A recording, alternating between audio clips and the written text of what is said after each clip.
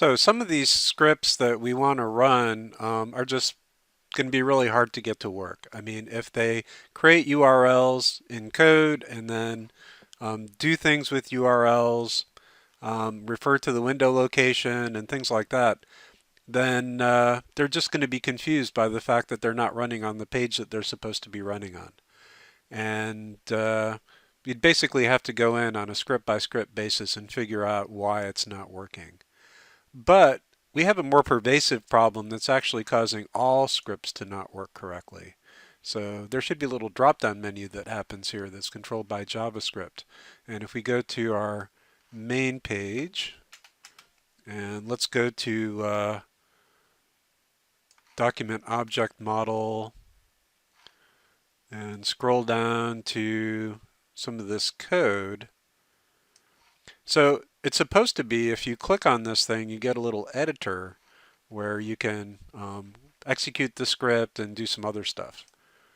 So let's see what it's supposed to look like. So I'm going to click on there and I get this layout, and then there's this little drop-down menu and I can run the code and it does something. So that's not happening here at all. And the reason is one of those little weird details about DOM. And if you work with DOM long enough, you'll run into all sorts of weird little details.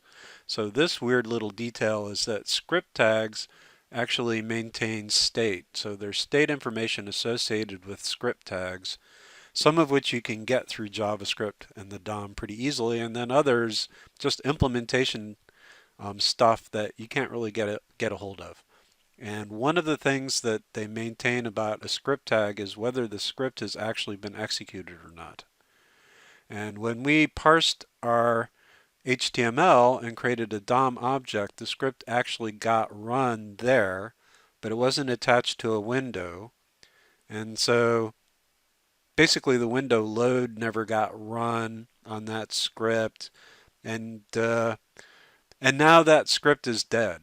So it's been run already, and if you copy it over to a new document or you move it to a new document, it's still already been run, so it doesn't get run again.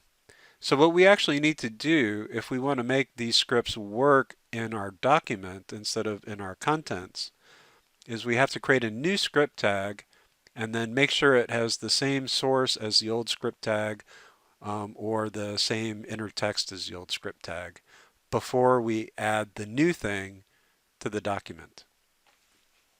So let's go ahead and see where it's actually getting added. And that's going to be in this copy content, move content.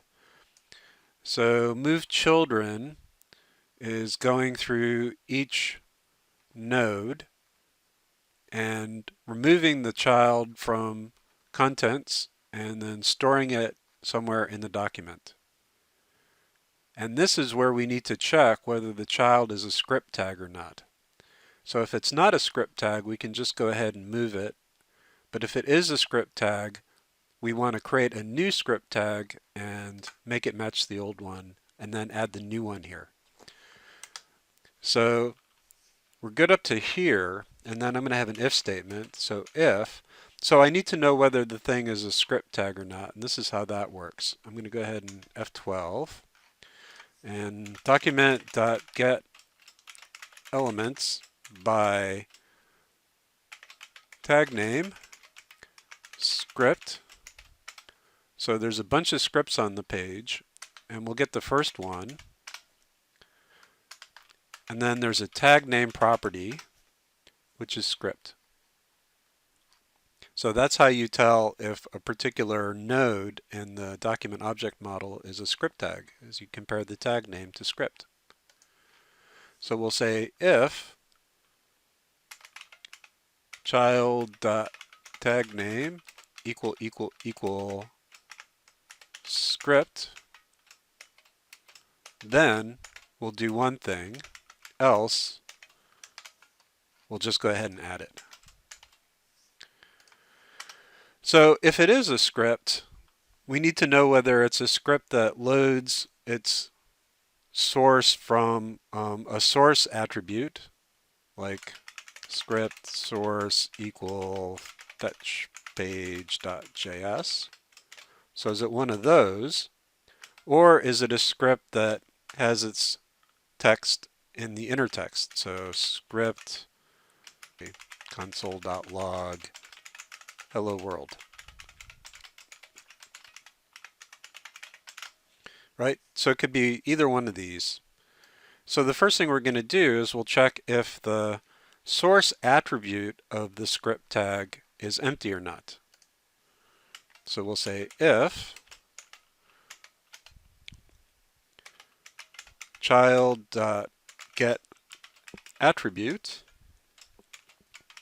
source, then it's one of these, else it's one of these. So if we have a source attribute, let's go ahead and the first thing we want to do is we'll create, either way, we're going to create a new script node. So node is equal to document.createElement script. So now we have a new node. It's not attached to anything, so it won't do anything. But I can go ahead and I can set the attribute. Node.set attribute source to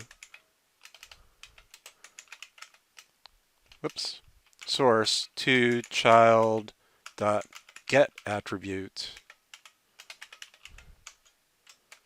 source.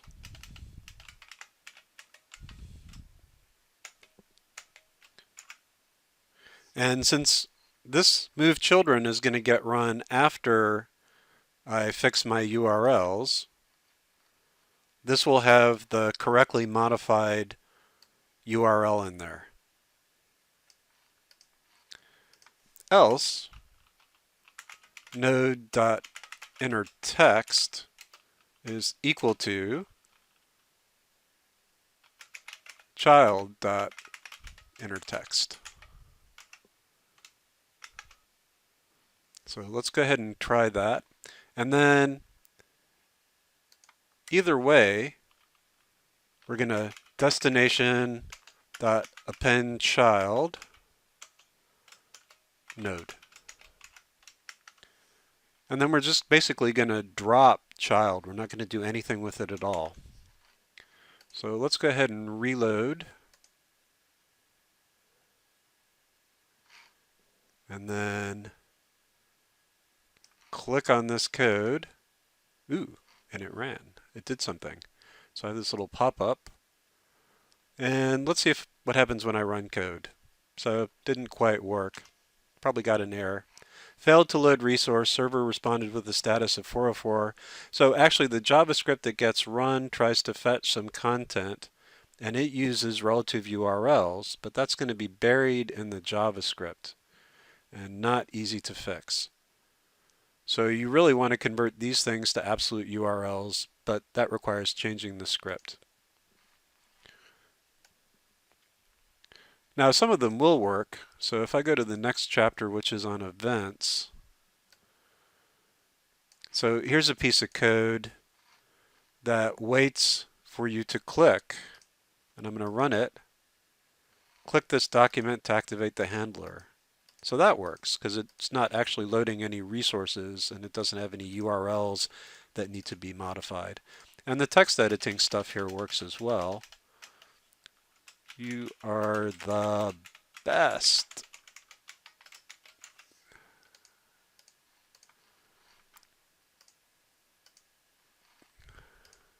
Ooh. So that works. And then let's go to Mozilla Developer Network again and check the drop-downs there.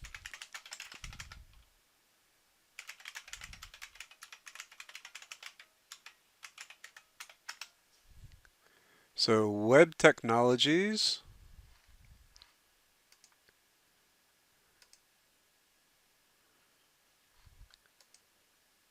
No, not getting the drop-down.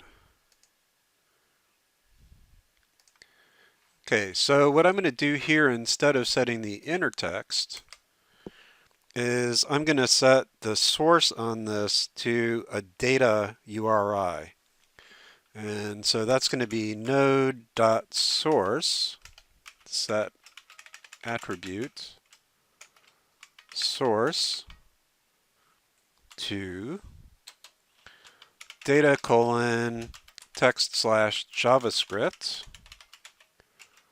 base 64 comma, and that's just magic, and then base 64 encode child.innerText.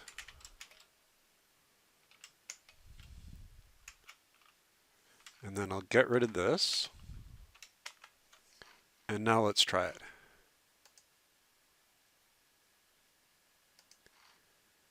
Oh, and I must have made a mistake. Oh, B2A, not BOTA. Transpose. There, okay. So I'm getting an error that jQuery is not defined. And that's a whole other kettle of fish. But I'm getting the pop-ups now.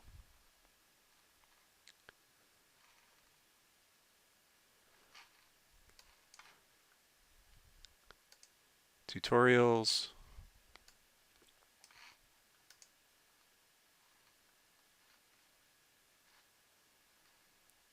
Okay, so I'm going to say that's good enough for this project. Let's go back to chapter 13 and see if that still works. And click. I get my little editor.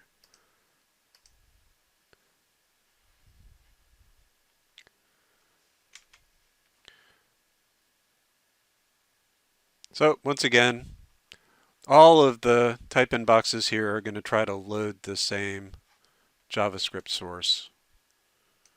And if you're interested, that's actually sandbox load files. There's an array with the URLs in it, and if you change that array in the script to be absolute URLs, it will probably work. But like I said, more trouble than it's worth for this project.